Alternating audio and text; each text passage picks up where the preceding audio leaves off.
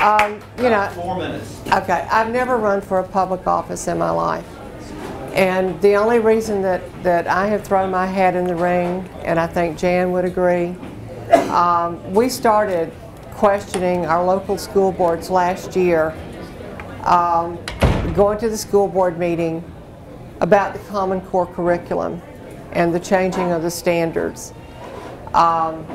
And I guess I'm going to ask you the same question that I asked myself. I have 4 grandchildren, one who has graduated from the Coweta County school system and is now at the University of Georgia.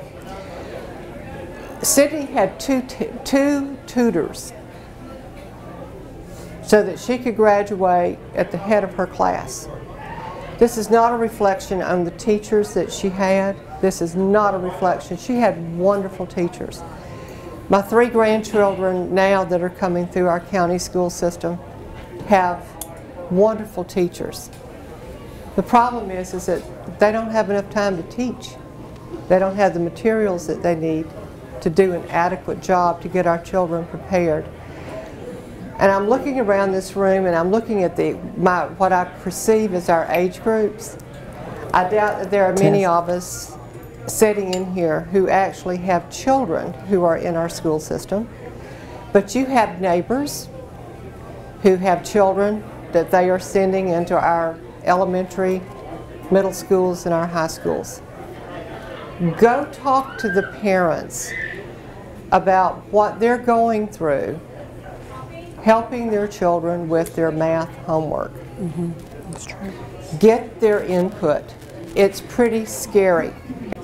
And this is just not even going into the other things that are tied to this.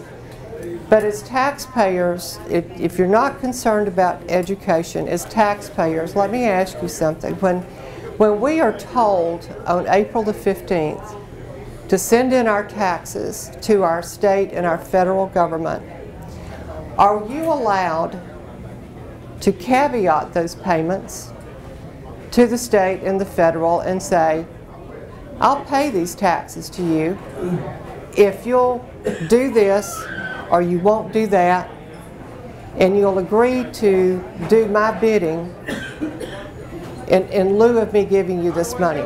We're not given that option.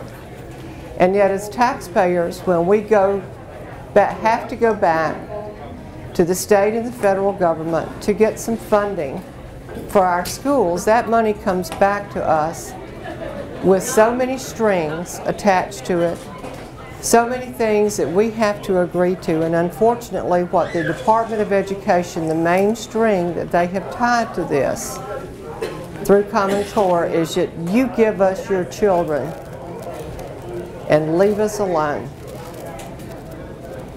Give us your children.